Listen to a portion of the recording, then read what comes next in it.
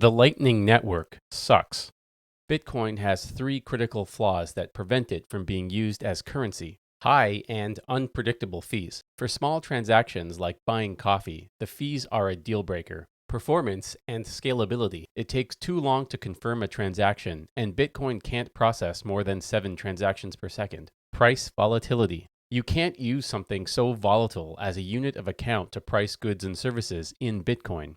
Rather than trying to fix the problems with Bitcoin, the community has decided to simply ignore them and create a different set of problems with the Lightning Network. The first thing to note about the Lightning Network is that it doesn't even attempt to address price volatility because regardless of what technical obstacles are addressed with fees and performance, the price of Bitcoin is not backed or anchored to anything real, and thus swings wildly based on the mood of the market. Don't ignore that important detail, even though I won't mention it again. The Lightning Network is a Layer 2 protocol that sits on top of Bitcoin and offers off-chain services. That means it's trying to solve the problems of Bitcoin's blockchain by simply not using it, or any blockchain for that matter. After all, the best way to fix a blockchain is to replace it with something that isn't a blockchain. Lightning is just a bunch of new wallets and channels between them that get funded with Bitcoin. But when Bitcoin moves around between them, it does not move anything in the blockchain on layer 1 until or unless a channel is closed. Just like we send a packet of data over the internet containing a text message or something, we can send a packet of data over Lightning that contains Bitcoin. The most important detail to remember is that nobody can set up a channel with everybody on the network, so payments are routed through other people's channels. This creates all kinds of complications and is what I'll spend most of this video discussing. But before I do, I want to point something out from 50,000 feet. The Lightning Network doesn't even really need to use Bitcoin necessarily. You can trade other non-Bitcoin digital assets using these channels. And just as a crypto exchange is a platform that can be used to trade many things, the Lightning Network is also just a platform that could have been built on top of any storage layer. Any database could act as the layer 1, not just the Bitcoin blockchain. There isn't anything about Bitcoin that makes it uniquely capable of being the Lightning storage layer. In fact, if the Lightning Network ever works properly, there may only rarely ever be a need to close channels and commit transactions to the blockchain anyway. It seems people just like having the option of permanently committing their transactions, even if they rarely do. But let's get back on track. Remember, the point of Bitcoin is self-custody of a digital unit of value that can be transferred through a trustless, permissionless, decentralized network. Let's go through these goals one by one and see how the Lightning Network stacks up. As with all things crypto, onboarding new users can be a bit annoying. It's a different wallet off-chain. But more importantly, as mentioned previously, nobody can possibly be expected to open new channels with everybody they intend to transact with and keep those channels funded, especially because if you're not online 24/7, you may miss incoming payments. So it's almost guaranteed that just about all users, individuals and companies, will be forced to use some kind of third-party custodial wallet that is both better connected to the broader network and online all the time. That reintroduces all the counterparty and censorship risks Bitcoin was trying to address. There is no cold storage. Routing is an unsolved problem when you could have bad actors setting up channels with the intent to disrupt the network. How do you deal with a node that attempts to steal funds in transit?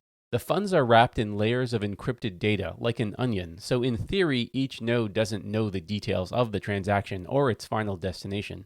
But even if there are details kept from each individual node, they could still become a choke point on the network and use that power to be a gatekeeper of sorts. People like to say Lightning works exactly like the internet, and the internet works. Therefore, Lightning will work. But the internet is made up of service providers who cooperate with each other, which is just another way of saying they trust each other. And we already see this behavior starting to emerge on the Lightning Network as well. Larger nodes simply won't accept incoming channel requests unless the counterparty has a reputation of being a good actor, because they know the stakes. Both parties must agree to set up a channel. That's the opposite of permissionless. But more importantly, the implication of that requirement is the ability to open a channel also means each party could have the ability to close a channel, which creates a whole new distinct category of attack involving the bad actor closing a channel with a broadcast to the blockchain of a past channel state, not the final channel state. Imagine a scenario in which you receive funds in your Lightning wallet, then the person who sent the funds closes the channel and reverses the transaction on the actual Bitcoin blockchain. It's such a big problem that an entire category of new security tool called a watchtower has been invented to monitor for such fraud, albeit retroactively, and after it's too late to do anything about it other than try to seek revenge with a new punitive transaction to steal the money back. Centralization. While one could argue Bitcoin gets better, i.e. more secure, the more decentralized it becomes, the exact opposite is true for Lightning. The more channels your Bitcoin must traverse to reach its destination, the more likely it will be to fail, because it runs into insufficiently funded channels or simply can't find a route in time. The amount of Bitcoin you transfer must be less than the amount commit to each channel along its path, or the transaction will fail. The best way to reduce the number of path routing errors is to reduce the number of paths and centralize. A few years ago, almost half the Lightning transactions of any non-trivial amount would fail.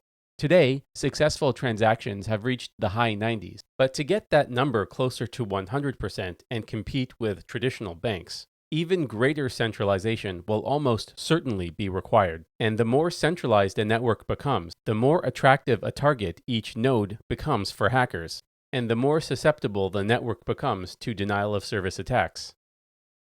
Fees are a combination of routing charges for data moving between nodes, and Bitcoin's usual transaction fees for opening and closing channels. While it's not clear how profitable these nodes will be, one thing that is clear is the inability to determine the routing path in advance makes the fees unpredictable at the time of payment. Channel funding is private, so you can't know how much it will cost or whether it will even work for the amount you intend to transfer at the time the payment is made. Imagine trying to sell coffee, but the actual final amount to be collected is unknowable and may never even arrive. Some people argue Lightning has better privacy than regular Bitcoin transactions because the transactions are not commit to a publicly accessible blockchain, but this whole setup opens these centralized Lightning nodes to all kinds of legal liability.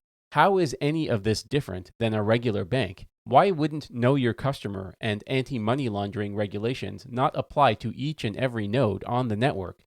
Government institutions like the Federal Reserve aren't regulating dollars, they are regulating financial institutions. If you perform the functions of a financial institution, you are a financial institution, regardless of the currency you use. You can't set up a bank in New York and claim regulations don't apply to you because you only trade in Mexican pesos. Why should Bitcoin be treated any different? So, how did Lightning do? High and unpredictable fees. Fees are lower, but still unpredictable. Performance and scalability. Transactions are faster if they work at all. Price volatility, unchanged. Bottom line, the Lightning Network isn't a terrible idea. It's clever. If it was trying to move something other than money, it might even be useful. But for better or worse, money serves a unique function in society and is treated very differently than other types of bits you might want to send through the internet. And banks already work pretty well. This really just looks like an attempt to recreate banks, but worse, without any of the benefits of Bitcoin. Let me know in the comments if you think I got something wrong. If you found this content helpful, please consider liking the video and subscribing to my channel. It really does help get this channel more exposure and keep me motivated to produce more content.